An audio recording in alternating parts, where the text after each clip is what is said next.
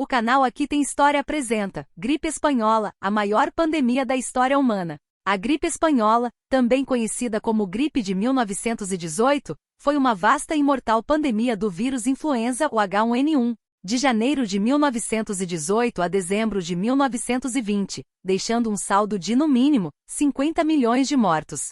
Sua origem mais provável foi nos campos de treinamentos de soldados americanos, para a Primeira Grande Guerra. O primeiro paciente foi o soldado Albert Gichel, o qual foi internado com sintomas de gripe na enfermaria de Fort Riley em 11 de março de 1918. Nas semanas seguintes, mais de 1.100 outros soldados desse local foram internados com os mesmos sintomas. Acredita-se que por meio das tropas norte-americanas que participavam da Primeira Guerra Mundial é que a doença espalhou-se pelo mundo.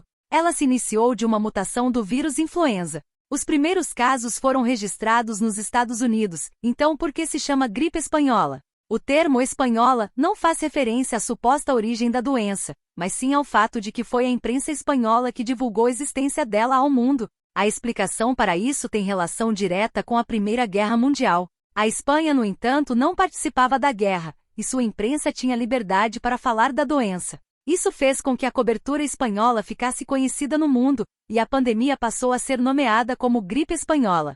A difusão da doença foi por 3 ondas. A primeira onda inicia-se em março de 1918, a segunda em agosto de 1918 e a terceira iniciada em janeiro de 1919. Entre as 3, a segunda foi a mais contagiosa e a mais letal. À medida que crescia o contágio, aumentava a demanda por hospitais, com isso os sistemas de saúde da maioria dos países colapsaram, devido à grande quantidade de pessoas doentes. A princípio, muitos cientistas acreditavam que o causador da doença tinha sido uma bactéria conhecida na época como bacilo de Pfeiffer, mas atualmente sabemos que essa teoria não estava correta. Os médicos da época não sabiam como tratar adequadamente a doença, primeiro por ela ser nova e segundo, porque a medicina até então não tinha conhecimento suficiente para tal ação. Uma série de medicamentos começaram a ser administrados nos pacientes como tentativa de combatê-la, mas mostraram-se ineficazes. Os tratamentos dedicaram-se, dessa forma, a aliviar o sofrimento dos pacientes, e assim, o papel das enfermeiras foi essencial, pois elas mantinham os cuidados diários com aqueles que adoeciam.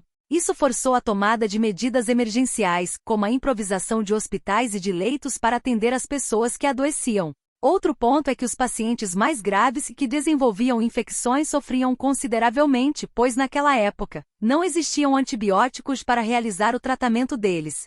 Como se identificou que a doença era contagiosa, muitos locais adotaram medidas de isolamento social. Assim, foram decretados o fechamento de escolas, igrejas, comércio e repartições públicas em diferentes locais, inclusive no Brasil. Em alguns deles, como nos Estados Unidos, adotou-se o uso de máscaras para reduzir-se o contágio. Muitos locais incentivaram a população a entrar em quarentena. No Brasil, a pandemia chegou em 9 de setembro de 1918. O navio inglês Demerara, vindo de Lisboa, desembarcou doentes no Recife, em Salvador, Rio de Janeiro, então capital federal, e Santos. No mesmo mês, marinheiros que prestaram serviço militar em Dakar, no Senegal, desembarcaram doentes no porto de Recife.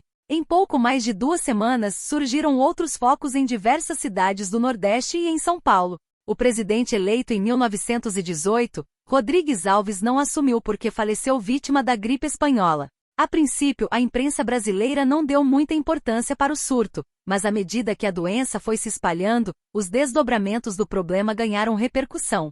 As consequências dessa pandemia foi devastadora. Estima-se que de 50 a 100 milhões de vidas foram perdidas devido à letalidade da doença. Somente em 1919 que o vírus começou a diminuir a letalidade. A hipótese mais aceita é de que o seu desaparecimento se deu por meio da grande parcela da população infectada ter criado anticorpos, e assim uma defesa que possibilitou a sua sobrevivência perante a doença. Em junho de 2010, uma equipe da Faculdade de Medicina de Monte Sinai nos Estados Unidos relatou que a vacina contra a pandemia de gripe A de 2009 forneceu proteção cruzada contra a estirpe de pandemia de gripe espanhola. O canal Aqui Tem História agradece sua audiência, solicita seu joinha, inscreva-se no canal, compartilhe nossos conteúdos e até breve.